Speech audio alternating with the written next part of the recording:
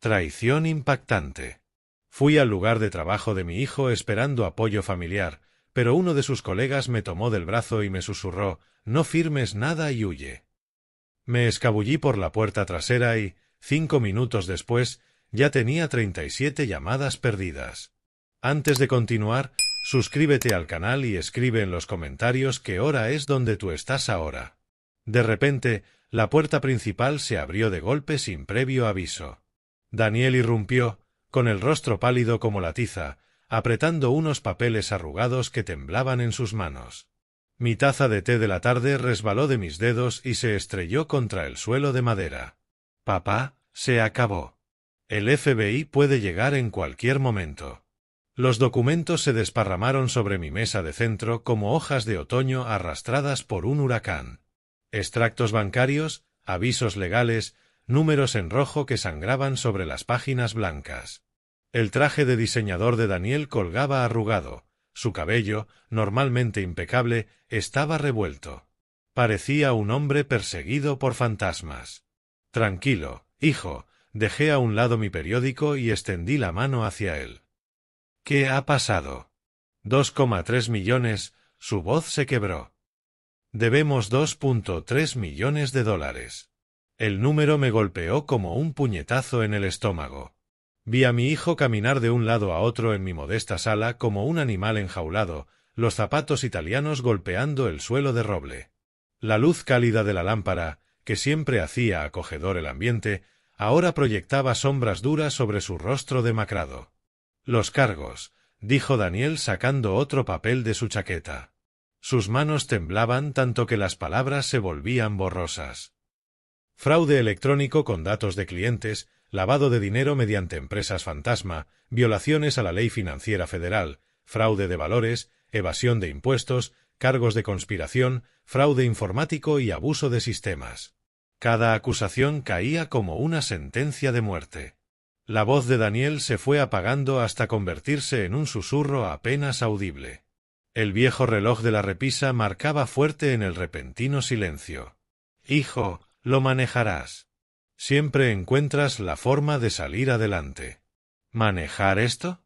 Daniel se giró hacia mí con los ojos desorbitados. «Papá, lo tienen todo. Registros bancarios, cadenas de correos, comunicaciones encriptadas. Nos han estado vigilando durante meses».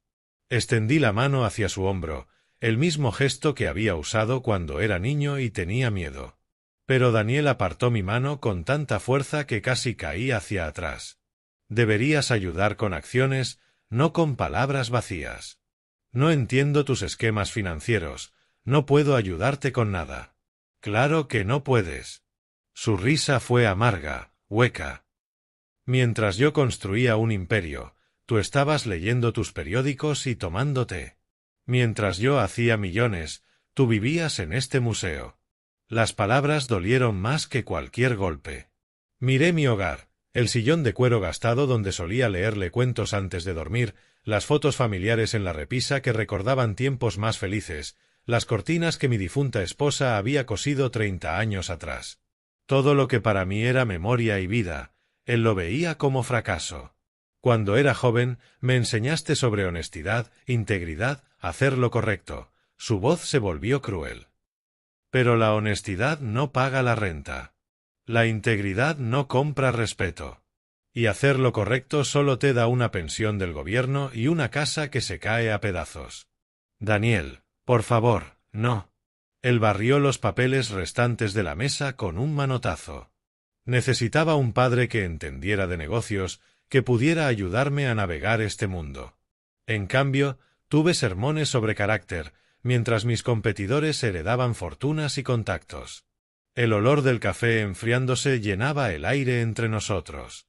Afuera, el viento helado de febrero en Chicago golpeaba las ventanas. Daniel se detuvo en el umbral, su silueta recortada contra la luz del pasillo.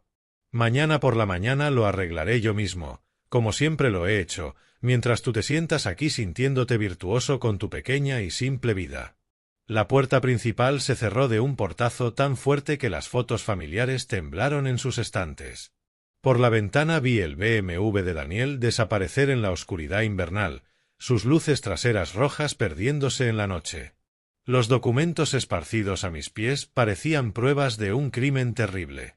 Me dejé caer en el sillón, rodeado por los restos de lo que fuera que mi hijo se había convertido. El rugido del motor se desvaneció en el murmullo nocturno de Chicago. Me agaché lentamente, con las articulaciones protestando, recogiendo los papeles con manos temblorosas. Extractos bancarios, documentos legales, cifras que no tenían sentido para mi mente de ingeniero. Los bordes rotos me cortaban los dedos encallecidos. En la cocina, preparé café más por costumbre que por deseo. Esa rutina familiar de medir el café, añadir agua y presionar el botón me calmaba las manos, aunque mi mente no dejaba de reproducir el rostro de Daniel. Esa desesperación salvaje que nunca antes había visto. ¿Cuándo se volvió tan cruel? Ese niño que soñaba con cambiar el mundo. El café burbujeaba mientras yo llevaba un álbum de fotos a mi estudio. El polvo danzaba en la luz de la lámpara al abrirlo en la página de 2015. Ahí estaba Daniel, con 32 años, los ojos brillantes y llenos de confianza, de pie junto a la puerta de su primera oficina. El letrero de Data Secure Solutions parecía enorme en comparación con el pequeño espacio alquilado que había detrás. Vamos a revolucionar la seguridad de datos financieros. Papá, aún escuchaba su voz en mi memoria. Las empresas pierden miles de millones cada año por robos cibernéticos. Seremos sus guardianes. Recordaba el olor a alfombra nueva, el sonido de las cajas desempacándose. Daniel trabajaba 18 horas al día, sobreviviendo a base de pizza y determinación. Mi hijo, el emprendedor, decía yo orgulloso a los vecinos.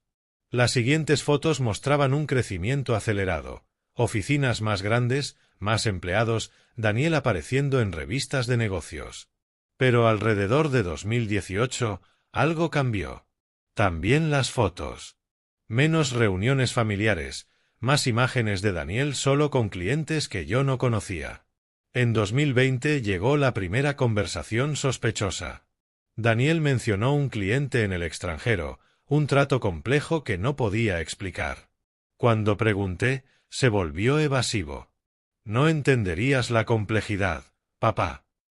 Ese mismo año apareció el reloj caro. Luego el BMW reemplazó a su Honda Práctico. Los trajes de diseñador sustituyeron a las camisas de tienda común. Cuando pregunté por la repentina riqueza, Daniel solo sonrió. El negocio va bien, papá. Muy bien. Pasé la página a la Navidad de 2018, nuestra última fiesta normal. Daniel parecía feliz de verdad, tallando el pavó y contando chistes. ¿Qué le pasó a ese hombre? Cuando el éxito se transformó en aquello que trajo al FBI a su puerta. Las fotos se volvieron borrosas mientras el cansancio me vencía. El café se enfrió mientras comparaba al Daniel del pasado con el extraño desesperado de aquella noche. El niño que construía puentes de juguete en mi sótano ahora hablaba de honestidad como si fuera una debilidad. Afuera, el viento de febrero aullaba entre las ramas desnudas. La casa crujía con ruidos familiares. Recordé momentos más pequeños. Su graduación universitaria, su primer premio empresarial, el orgullo en sus ojos cuando me mostró aquella oficina inicial. ¿Lo había fallado yo? ¿Debí haber entendido mejor su mundo, apoyado más activamente sus ambiciones? Los principios de ingeniería que le había enseñado, precisión, integridad, construir cosas que perduran, parecían ingenuos en el universo que él habitaba ahora. Mi cabeza se hizo pesada. El álbum de fotos resbaló sobre mi regazo mientras me quedaba dormido. La última imagen que recordé fue la de Daniel en aquella Navidad, joven y esperanzado, nada parecido al hombre aterrorizado que había salido de casa esa noche. El timbre del teléfono me despertó bruscamente a las 8:45 de la mañana. El cuello me dolía por haber dormido en la silla. El álbum de fotos cayó al suelo mientras me levantaba tambaleante hacia la cocina, confundido por la hora y el lugar. «Papá, ven a la oficina ahora mismo». La voz de Daniel explotó en el auricular antes de que pudiera decir hola. Me llevé el teléfono al oído, aún aturdido por la incómoda noche en el sillón. «¿Qué pasó? ¿Por qué tanta prisa? Te lo explicaré aquí». El chofer ya va por ti. ¿Chofer? ¿Daniel? ¿Qué? Todo se resuelve hoy mismo. Solo confía en mí, ¿de acuerdo? 10 minutos. La línea quedó en silencio. Me quedé mirando el auricular, con la urgencia de Daniel todavía retumbando en mis oídos. Hablaba más rápido de lo habitual, con palabras que se atropellaban como si se le acabara el tiempo. En mi habitación me vestí a toda prisa, un pantalón caqui, una camisa de botones, mi chaqueta más abrigada. Febrero en Chicago exigía capas.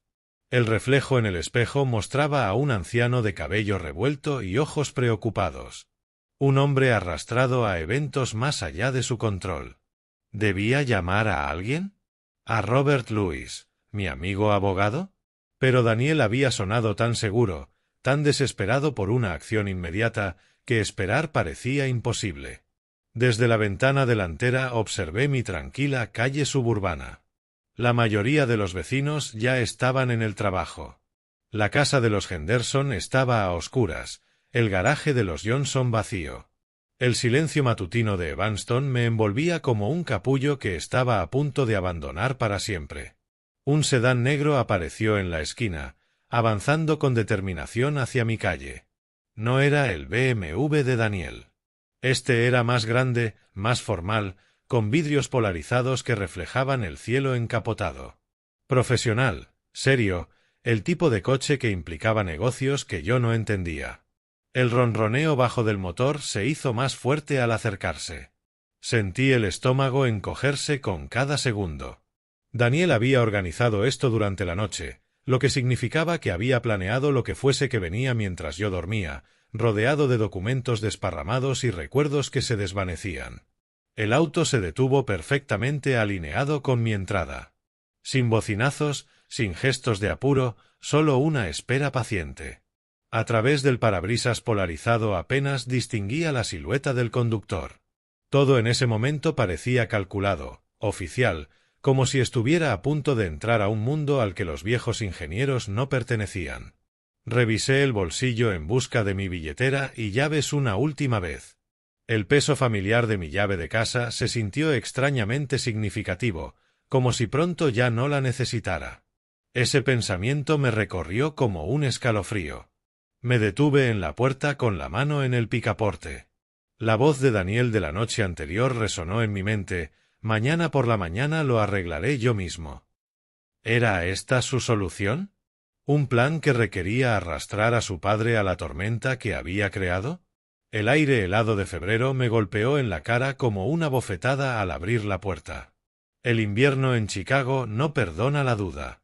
El sedán negro esperaba, motor encendido, el humo del escape visible en el aire gélido, profesional, anónimo, paciente como la muerte. Mis pasos crujieron sobre el sendero cubierto de escarcha. Detrás de mí, mi casa permanecía cálida y familiar, cargada con 40 años de recuerdos. Delante, ese coche misterioso y la resolución que Daniel había prometido.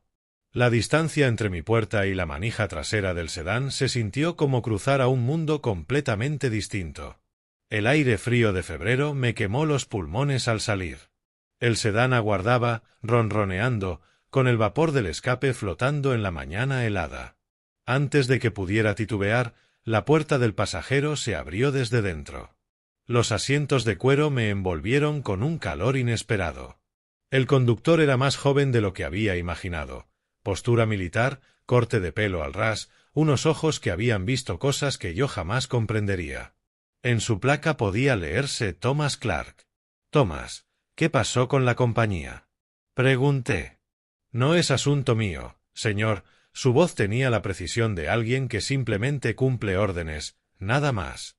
El auto se alejó de mi tranquila calle suburbana. Las arboladas avenidas de Evanston dieron paso a vías más transitadas mientras nos acercábamos a la autopista Kennedy. Intenté de nuevo. Daniel parecía muy alterado anoche. ¿La situación es realmente tan grave?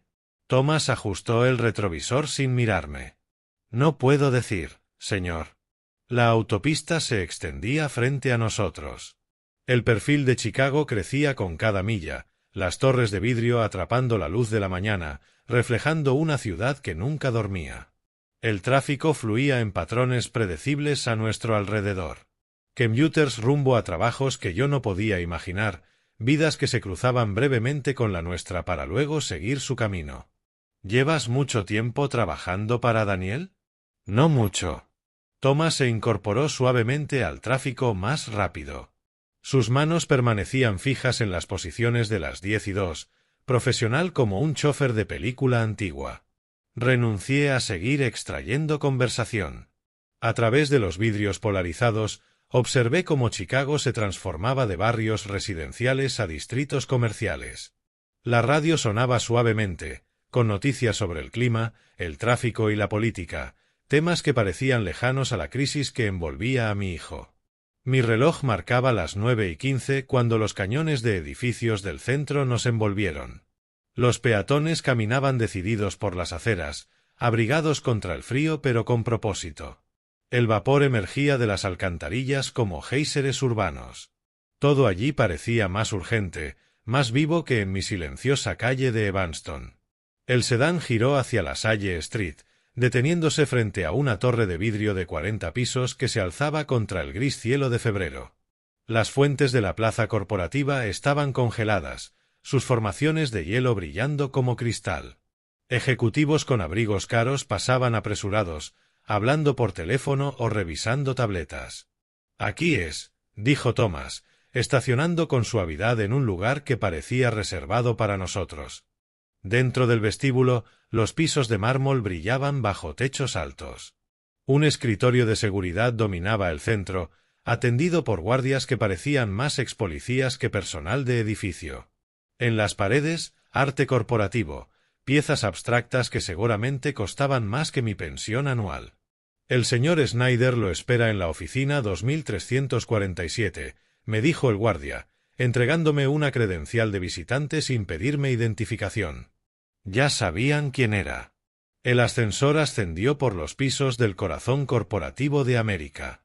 A través de paredes de vidrio, vislumbré salas de juntas, cubículos, oficinas con panorámicas de la ciudad. Todo hablaba de éxito, de dinero moviéndose de formas que jamás entendí en mi carrera de ingeniero. Piso 23. Las puertas se abrieron sobre alfombra gris y luces fluorescentes. Logos de Data Secure Solutions marcaban las oficinas de cristal donde empleados tecleaban, hablaban por auriculares, se movían con la energía contenida de un negocio próspero. La oficina 2347 estaba al final del pasillo. A través de la pared de vidrio distinguí la silueta de Daniel y otro hombre junto a las ventanas de piso a techo. Sus voces urgentes traspasaban la puerta. Daniel gesticulaba con vehemencia. Mi mano encontró la manija. Fuera cual fuera la crisis que me había traído hasta allí, estaba listo para ayudar a mi hijo en lo que pudiera. La puerta se abrió mostrando a Daniel a mitad de una frase, señalando documentos extendidos sobre la mesa de conferencias. Al verme, giró y su rostro se iluminó de alivio, tan genuino que sentí mi propia tensión disiparse. «Papá, vas a salvar nuestra compañía», exclamó Daniel, abalanzándose sobre mí con el entusiasmo de un niño mostrando una boleta perfecta.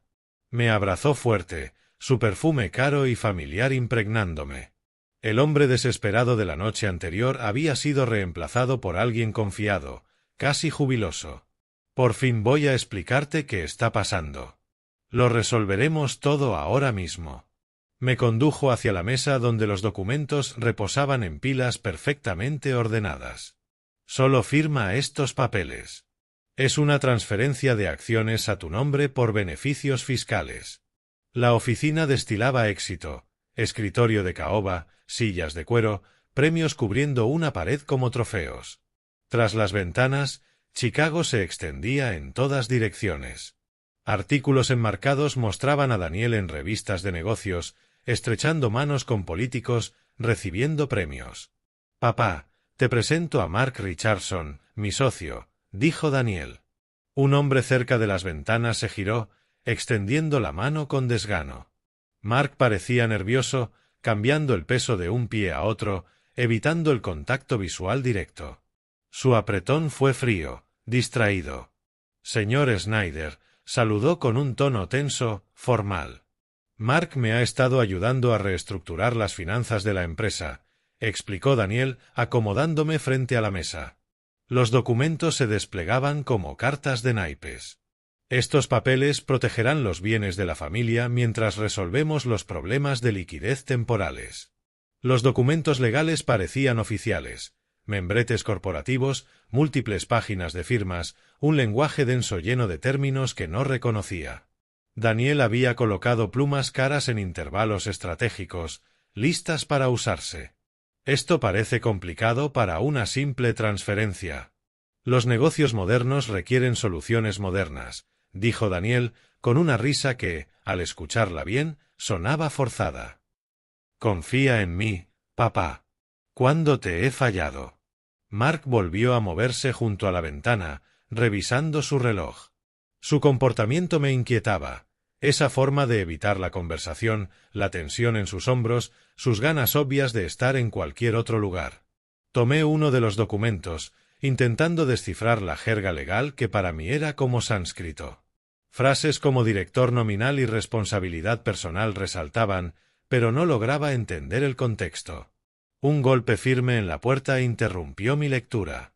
Era Emma Wilson, una joven con atuendo profesional entró sin esperar permiso. Señor Snyder, lo necesitan con urgencia al teléfono. La expresión confiada de Daniel titubeó por un instante antes de recomponerse. ¿No puede esperar? Estamos en medio de... Es por la situación de Michigan Avenue, dijo ella. Piden que sea de inmediato. Por supuesto. Daniel me apretó el hombro. Paternal, el padre amoroso que ayuda a su familia en medio de la crisis. Papá, solo revisa los papeles. Vuelvo enseguida. No tardaré. La puerta se cerró tras Daniel y Emma, y sus voces se perdieron por el pasillo. De pronto, la oficina se sintió distinta, más silenciosa, más tensa. Mark seguía junto a la ventana, pero su postura había cambiado. En el reflejo del vidrio se adivinaba a un hombre librando una batalla interna. Tomé la pluma más cercana a las líneas de firma. Fuera lo que fuese que contuvieran esos documentos, ayudarían a mi hijo a sortear su crisis empresarial. Después de 40 años de precisión ingenieril, firmar papeles para apoyar a la familia parecía bastante sencillo. La pluma se sentía más pesada de lo normal entre mis dedos. La mano de Mark se lanzó de golpe, sujetándome de la manga justo cuando la punta tocaba el papel. ¡Alto! No firme nada. Váyase de aquí. La urgencia en su voz me heló la sangre. Los documentos se desparramaron cuando me eché hacia atrás, y la pluma cayó al suelo con un tintineo. ¿Qué está diciendo? Su hijo quiere transferirle todas las deudas y la responsabilidad penal. Las palabras de Mark salieron atropelladas, en un susurro desesperado. Estos documentos lo convierten en director nominal y lo hacen personalmente responsable de $2.3 millones en deudas. Mi mundo se inclinó de lado. La oficina elegante, el reencuentro afectuoso, el abrazo confiado de Daniel. Todo empezó a sentirse como el decorado de una obra de teatro cuidadosamente montada. Eso es imposible. Es mi hijo. Ahora mismo el FBI está registrando otra oficina de la empresa. Tiene quizá 5 minutos para desaparecer. Mark señaló los documentos con dedos temblorosos. Mire la página 3. Contratos con fechas retroactivas que lo hacen responsable de todo. Todo el wire fraud, el lavado de dinero, las violaciones de valores, se convierten en sus delitos en el instante en que firme. Las páginas se me nublaron mientras forzaba la vista. Ahí estaba, enterrado en el lenguaje legal, cláusulas de responsabilidad personal, transferencias de obligaciones financieras, líneas de firma que me transformarían de ingeniero jubilado a criminal federal. Lo planeó, me salió apenas como un hilo de voz. Mi propio hijo planeó destruirme. Daniel lleva organizando esto meses. La crisis de la compañía, la llamada desesperada, traerlo aquí, todo coreografiado. Mark miró nervioso hacia la puerta. Podría volver en cualquier momento.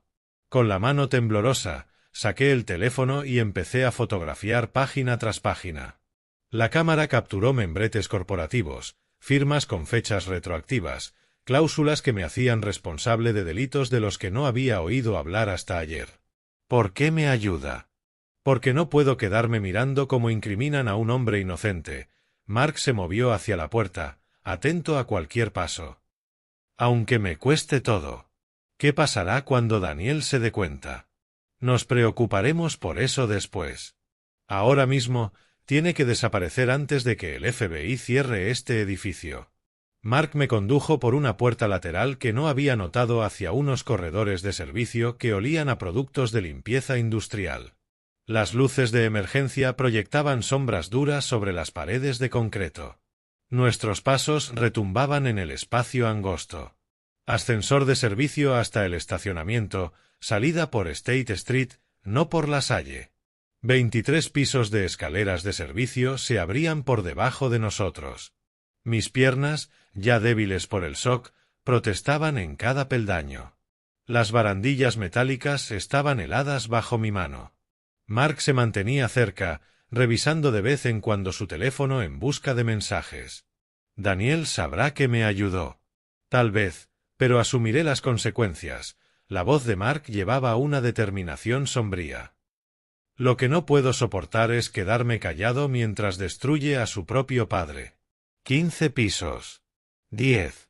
Mi respiración se volvía trabajosa. El sudor se mezclaba con el frío de febrero que se colaba por el hueco de escalera. Cada paso me alejaba de la trampa que Daniel había preparado y me acercaba a lo que fuera que viniera después. Si necesita testimonio, pruebas, lo que sea, llámeme. Mark deslizó una tarjeta en mi mano. Pero tenga cuidado. Daniel no ha terminado con usted. 5 pisos. 3. El nivel del estacionamiento apareció tras una puerta con el rótulo «Solo salida de emergencia». Mark dudó en el umbral. Tengo que volver. Si Daniel sospecha. Gracias. Las palabras me parecieron insuficientes para lo que había arriesgado. No olvidaré esto. Solo manténgase con vida, señor Snyder. Con eso me basta. El aire frío de State Street me golpeó el rostro como la misma libertad. Los peatones se movían a mi alrededor, ajenos a la trampa de la que acababa de escapar. A mi espalda, la torre de vidrio se elevaba hacia el cielo gris, guardando secretos que podrían haber destruido todo lo que construí en 68 años de vida honesta. Mi teléfono vibró. 37 llamadas perdidas de Daniel. Sabía que me había escapado. El aire helado de State Street quemaba mis pulmones mientras me alejaba tambaleante del edificio, con las piernas aún temblorosas tras bajar 23 pisos de escaleras de concreto. Detrás de mí, la torre de vidrio se recortaba contra el gris de febrero, albergando secretos que casi me destruyen. Mi teléfono vibró de nuevo. Daniel, primera llamada perdida. Señor Snyder. Me giré para ver a Mark saliendo por la misma puerta de emergencia, jadeando, el sudor visible pese al frío. Miró nervioso hacia el edificio y me tomó del codo. Tome esas escaleras al subsuelo. Hay una salida a State Street. ¿Y usted? Tengo que volver para que no sospechen. La rigidez casi militar de Mark no alcanzaba a ocultar su miedo. Daniel se dará cuenta de que se fue en minutos, tal vez menos. El teléfono vibró otra vez. Llamada número 2. ¿Desde cuándo está planeado esto? La pregunta me salió rota, derrotada. Meses, quizá más. Mark consultó su reloj y luego la entrada del edificio. Esos documentos se prepararon específicamente para usted. Firmas con fecha retroactiva, transferencias financieras, todo diseñado para que usted parezca el cerebro. El peso de la traición me apretó el pecho como una fuerza física. Mientras yo me preocupaba por los problemas de su empresa, él construía una trampa para destruirme. Busque un abogado. Usted tiene las pruebas. Mark apretó mi mano y dejó otra tarjeta en mis dedos temblorosos. En el reverso, escrito con tinta azul, estaba su número personal. ¿Usted estará a salvo? Más a salvo que usted ahora mismo, soltó una risa sin humor. Daniel está desesperado. Lo intentará todo. Culpa, amenazas, manipulación. No conteste sus llamadas. Llamada 3. 4. Las vibraciones eran descargas eléctricas contra mi pierna. Si esto llega a juicio, declararé. Les contaré todo lo que sé sobre la preparación de los documentos, el cronograma, sus intenciones. La voz de Mark tenía el peso de quien ya tomó una decisión irreversible. 10 años construyendo esta sociedad y lo estoy tirando por alguien a quien apenas conozco. ¿Por qué? Porque mi hija tiene 7 años y algún día quiero mirarla a los ojos y saber que hice lo correcto cuando importaba. El centro de Chicago fluía a nuestro alrededor. Trajes de oficina apurados, bocinas de taxi, la sinfonía urbana de una ciudad que no se detiene por tragedias individuales. Éramos solo 2 hombres conversando en una acera, invisibles entre millones. Llamadas 5, 6, 7. Está entrando en pánico. Mark señaló mi teléfono vibrando. Eso es bueno. El pánico hace que la gente cometa errores. ¿Qué tipo de errores? Del tipo que ayudan a los fiscales a armar casos. Mark extendió la mano en un último apretón. Recuerde, usted escapó porque alguien dentro de su empresa lo ayudó. Eso significa algo para jueces y jurados.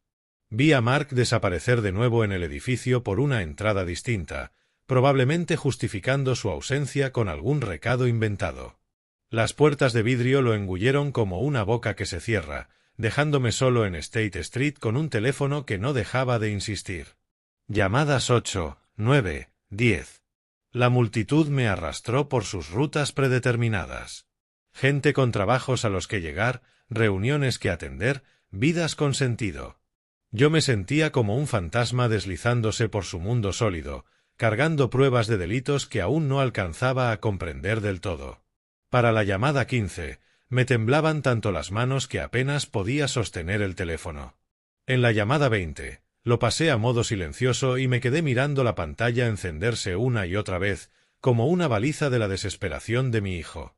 La parada de taxis estaba a 2 cuadras.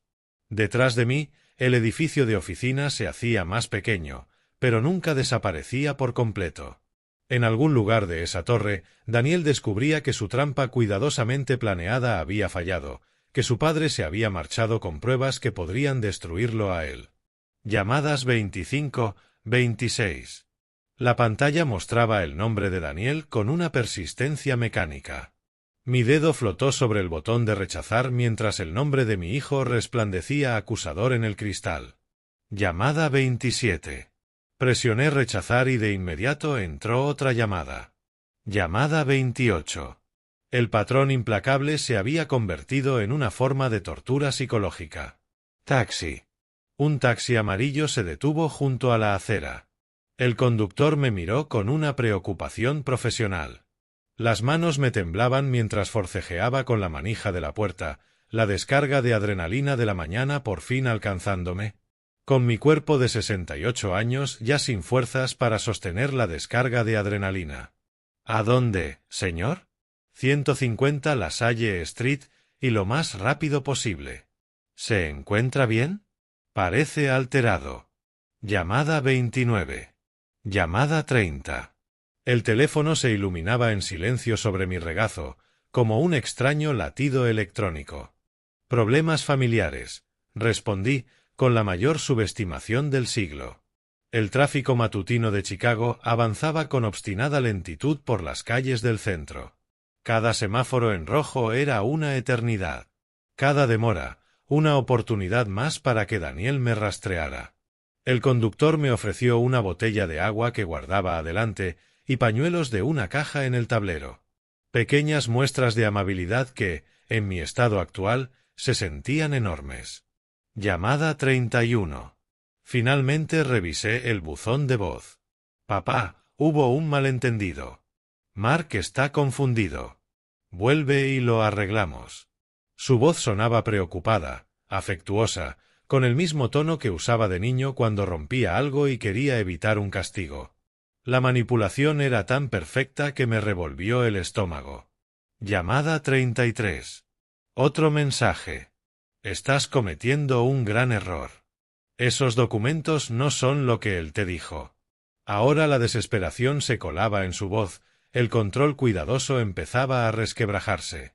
Por las ventanillas del taxi observaba barrios de Chicago desfilar como escenas de otra vida. La firma de ingeniería donde trabajé 30 años. El restaurante donde Daniel y yo celebramos su primer contrato empresarial. El parque donde le enseñé a lanzar una pelota de béisbol. Cada lugar ahora estaba contaminado por el conocimiento de en que se había convertido. Llamada 35. Otro buzón de voz. Soy tu hijo. ¿Cómo puedes creerle a un extraño antes que a tu familia? La hipocresía era asfixiante.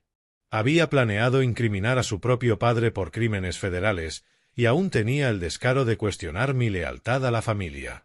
Saqué las fotos de los documentos en mi teléfono, repasándolas en cada atasco del tráfico. Incluso sin formación legal, veía mi nombre repetido en varias páginas, líneas de firma preparadas específicamente para mí, fechas que me convertían en responsable de decisiones de las que jamás había oído hablar. Llamada 37. Esta traía un tono completamente distinto. La máscara se deslizaba. Debajo de la falsa preocupación y la manipulación emergía algo más frío, más calculador.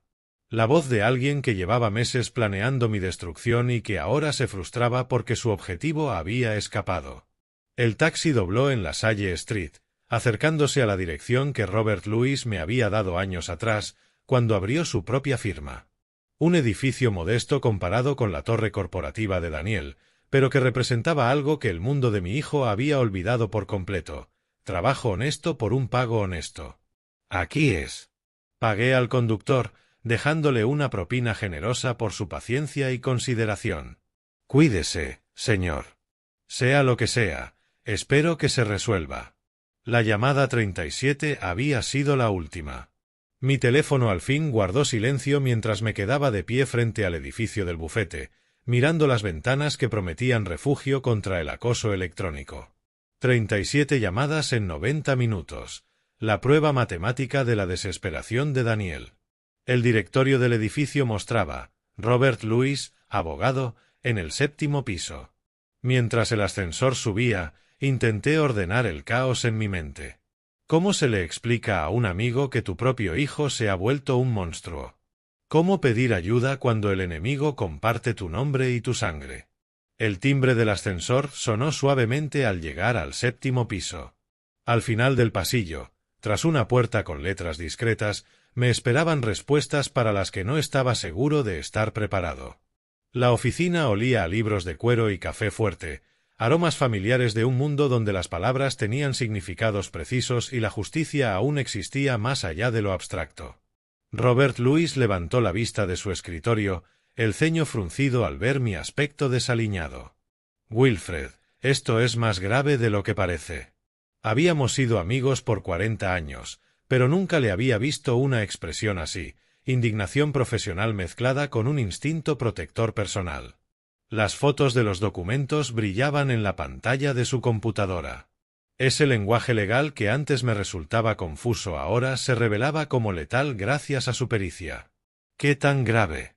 Si hubieras firmado, te habrías convertido en personalmente responsable de todas las deudas y cargos criminales de la empresa. Estaríamos hablando de 15 a 20 años de prisión.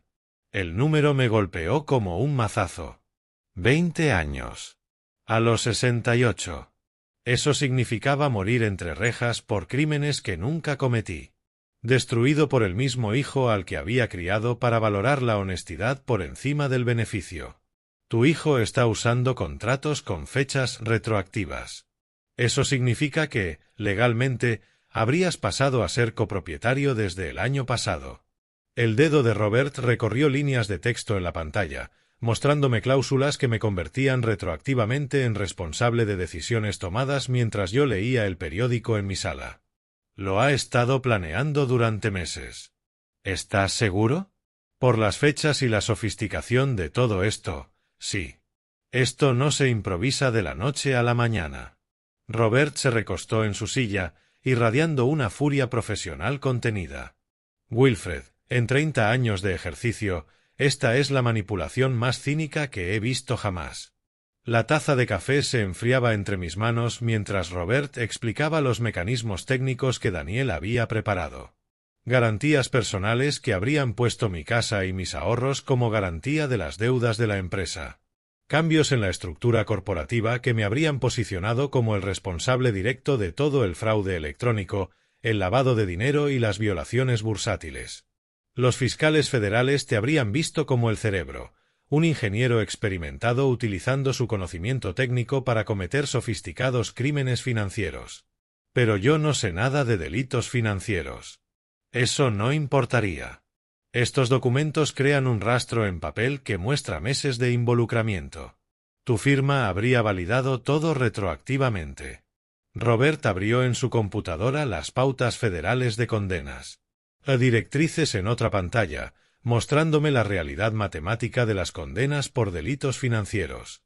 Los números eran implacables. El fraude económico tenía mínimos obligatorios que no se doblaban por edad, confusión o manipulación familiar. ¿Y la deuda de $2.3 millones? Pregunté, casi sin voz.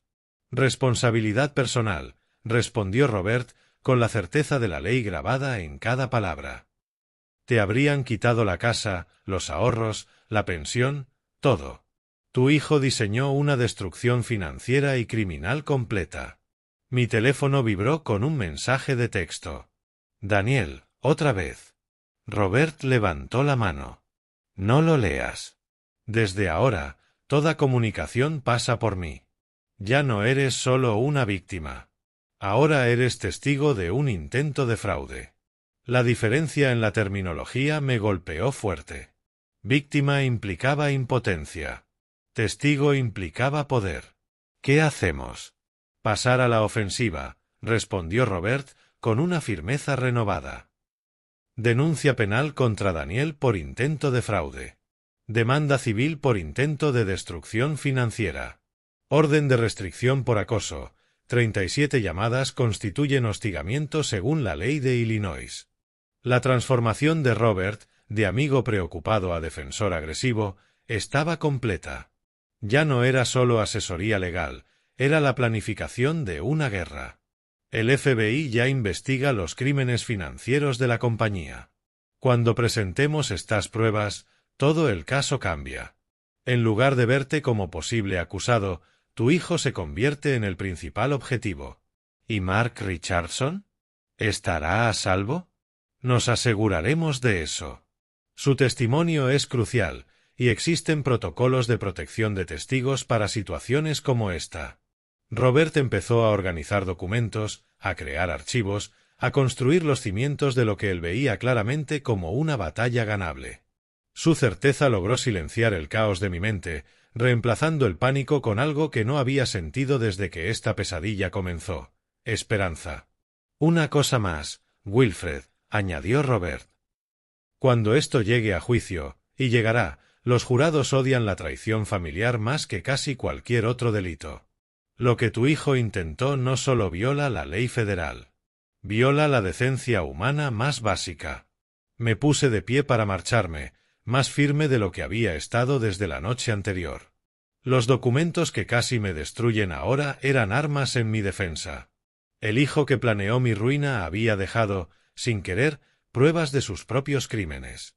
El ascensor se abrió cuando iba a presionar el botón de llamada, pero mi teléfono sonó antes de que pudiera entrar. No era Daniel esta vez, sino un número desconocido.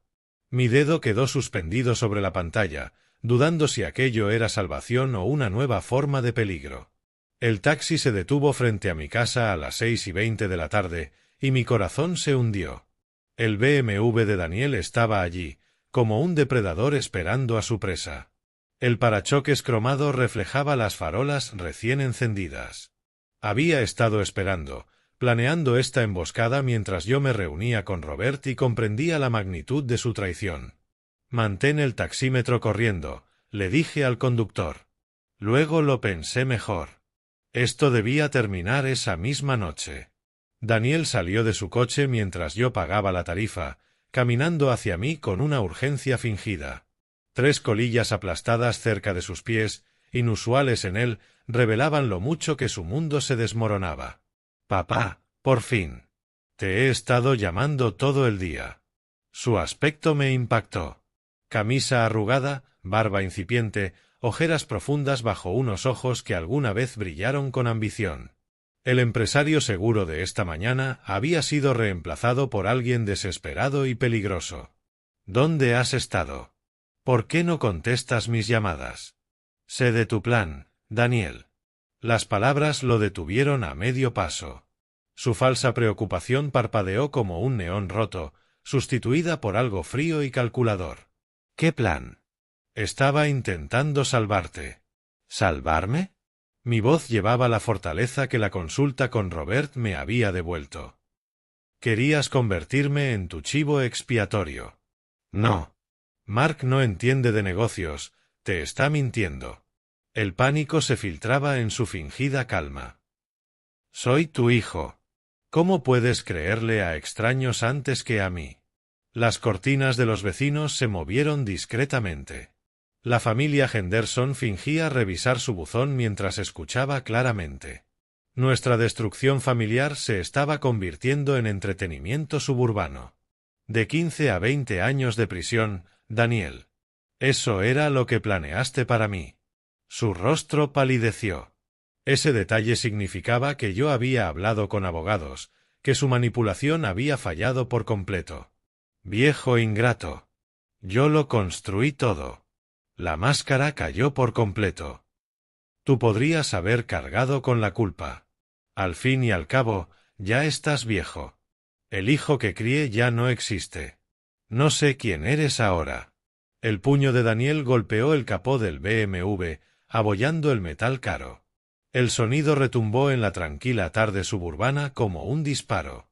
¿Crees que eres tan recto?, gritó, su voz expandiéndose por todas las casas de la cuadra. Tú llevaste tu vida pequeña y patética mientras yo creaba un imperio. Y cuando necesité ayuda, ¿qué hiciste? Nada. Te enseñé a ser honesto, a construir cosas que perduren, a valorar a las personas más que al dinero. ¿Honestidad?, rió Daniel, un sonido vacío, sin calidez. La honestidad te da una pensión y una casa derrumbándose en Evanston. Yo elegí el éxito. Elegiste destruir a tu propio padre. Las palabras flotaron en el aire helado de febrero entre nosotros. Detrás de ellas estaban las 37 llamadas, los meses de planeación, los documentos diseñados para robarme la libertad y la vida. Detrás estaban todos los momentos de amor compartido, revelados ahora como preparación para la traición definitiva. No necesito un padre que no ayuda a su propio hijo, dijo Daniel, su voz quebrándose de rabia y desesperación. ¿Quieres jugar a ser víctima? Bien. Juega a ser víctima en los tribunales. Juega a ser víctima con tus amigos abogados. Pero no esperes que yo siga fingiendo que me importa. Nunca esperé que te importara, no después de esta mañana. Daniel avanzó hacia su coche, luego se giró para lanzar el golpe final. Olvida la palabra papá. Para mí, ya solo eres Wilfred. El motor del BMW rugió con agresividad innecesaria. Las llantas chirriaron contra el asfalto, dejando marcas negras en el concreto que yo mismo había sellado la primavera pasada. El sonido se desvaneció en el murmullo urbano de Chicago, llevándose los últimos restos de lo que alguna vez fue nuestra relación. Me quedé solo en la entrada de mi casa, la llave temblando en mi mano, rodeado de las ruinas de una familia que tardó 42 años en construirse y solo una mañana en destruirse por completo. La puerta principal se sentía más pesada que nunca cuando la empujé y entré en el santuario de mi hogar. Los meses entre febrero y mayo transcurrieron con el ritmo implacable de la justicia federal. El FBI completó su investigación, encontrando aún más irregularidades financieras de las inicialmente descubiertas. Declaré 2 veces ante grandes jurados, trabajé codo a codo con Robert en la estrategia legal y observé, desde la distancia, cómo el mundo de Daniel se desmoronaba. Su empresa colapsó, sus activos fueron congelados y sus antiguos socios de negocio se alejaron de él como si cargara una enfermedad contagiosa. El 20 de mayo llegó con el peso de la inevitabilidad. El Tribunal Federal del Distrito Norte de Illinois se alzaba como un monumento a la justicia en el centro de Chicago. Columnas de mármol se elevaban hacia el cielo matutino. La bandera estadounidense colgaba inmóvil en el aire quieto. Furgonetas de medios se alineaban en la calle.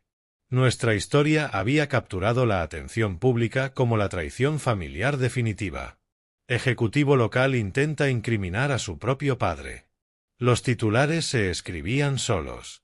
Dentro de la sala 2347, el mismo número que la oficina de Daniel, una coincidencia que parecía ironía cósmica, tomé asiento en la galería.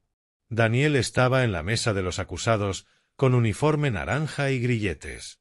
El exitoso empresario había desaparecido por completo. Su traje caro había sido reemplazado por ropa de prisión, su porte confiado, quebrado por meses de custodia federal. Todos de pie para recibir a la honorable jueza Patricia Morrison. Mark Richardson subió primero al estrado de los testigos. Su voz temblaba de emoción, pero se mantenía firme en su propósito. No podía permitir que un inocente sufriera. Miró directamente a Daniel al hablar. El acusado pasó meses preparando documentos que habrían transferido toda la responsabilidad criminal a su anciano padre. El contrainterrogatorio intentó retratar a Mark como un empleado resentido que buscaba venganza, pero las pruebas técnicas eran abrumadoras. Las fotos de mi teléfono aparecieron en las pantallas de la sala. Documento tras documento, mostrando firmas retroactivas, transferencias de responsabilidad personal, manipulaciones de estructura corporativa diseñadas para incriminarme en delitos que jamás había imaginado. Cuando llegó mi turno de declarar, caminé hasta el estrado con las piernas temblorosas. 68 años, frente a una sala llena de desconocidos, contando cómo mi propio hijo había intentado destruirme. No solo intentó robar mi dinero, le dije a la jueza. Intentó robar mi libertad. Quiso arrebatarme mis últimos años y condenarme a morir en una prisión federal. Daniel no me miró en ningún momento durante mi testimonio. Mantuvo la vista fija en la mesa, los hombros encorvados. Un hombre roto que había apostado todo a la manipulación y perdió. El alegato final del fiscal fue devastador. El acusado intentó incriminar a su propio padre por crímenes financieros. Pasó meses preparando la maniobra y mostró un desprecio absoluto por los lazos familiares, que deberían ser sagrados. El ruego de clemencia del abogado defensor se desvaneció sin efecto. ¿Cómo se defiende lo indefendible?, preguntó la fiscal retóricamente. Daniel Snyder ha sido declarado culpable en los 7 cargos de la acusación. La voz de la jueza Morrison resonó con el peso de la autoridad federal. Fraude electrónico, lavado de dinero, conspiración, violaciones de valores bursátiles. Cada cargo representa otro año de la vida del acusado, medido en concreto y a cero. La traición a la confianza familiar hace que este crimen sea particularmente atroz. El tribunal lo condena a 12 años en prisión federal, además de $5 millones en multas y restitución. Los hombros de Daniel temblaron. Su cabeza cayó entre sus manos esposadas. La realidad había atravesado por fin su delirio narcisista. 12 años. Con 42 al momento de la sentencia, saldría a los 54. De mediana edad y roto. En el sistema federal no hay libertad condicional. Cumpliría cada día que la justicia exigía. Afuera, frente al tribunal, los reporteros gritaban preguntas a las que no respondí. Robert me guió hasta su coche a través de la multitud de cámaras y micrófonos, protegiéndome del espectáculo público del mismo modo que me había protegido de la destrucción legal. ¿Cómo se siente respecto a la sentencia de su hijo? No podía explicar que la justicia y el duelo ocupaban el mismo espacio en mi corazón. El hombre que intentó destruirme era también el niño al que enseñé a montar bicicleta. El criminal merecía cada año de condena. El padre en mí aún lloraba por el hijo que había muerto mucho antes de este juicio. Mientras nos alejábamos del centro de Chicago rumbo a Evanston, miré por última vez el Tribunal Federal y luego giré la vista hacia adelante, hacia lo que viniera después. Los meses posteriores al juicio fueron un torbellino de decisiones prácticas. Puse la casa de Evanston en venta en junio. Demasiados recuerdos dolorosos en cada rincón. En julio encontré una pequeña cabaña junto al lago en Madison, Wisconsin. Lo suficientemente lejos de Chicago para sentir un nuevo comienzo, lo bastante cerca para que Robert pudiera visitarme. Las mudanzas llegaron en una sofocante mañana de agosto, cargando 40 años de vida hacia un futuro incierto. 15 días después, estaba en mi nuevo muelle contemplando el amanecer que pintaba el lago Mendota en tonos de oro y ámbar. «Buenos días, Max». El perro rescatado levantó la mirada desde su rincón favorito a mis pies, moviendo la cola con el entusiasmo de alguien que también había recibido una segunda oportunidad. Nos encontramos en el refugio de animales de Madison 3 días después de mi llegada. 2 sobrevivientes aprendiendo a confiar otra vez. El café humeaba en la brisa matinal mientras me acomodaba en la silla de madera que había comprado a un artesano local. Muebles sencillos para una vida sencilla. La cabaña era modesta. 2 dormitorios, una pequeña cocina, una sala con chimenea de piedra de campo. Pero cada rincón se sentía como libertad. Las mañanas en Madison eran tranquilas de un modo en que Chicago nunca lo fue. Sin sinfonías de tráfico, sin urgencias urbanas, solo el agua del lago golpeando suavemente la orilla y los pájaros anunciando un nuevo día. Un silencio pacífico que me permitía pensar con claridad por primera vez en meses. Señor Snyder, su correo. La cartera, una mujer alegre llamada Betty, me entregó un sobre con una caligrafía conocida. Una carta de Mark Richardson me arrancó la primera sonrisa en días. Había conseguido trabajo en una pequeña consultora en Minneapolis que valoraba la integridad por encima de las conexiones.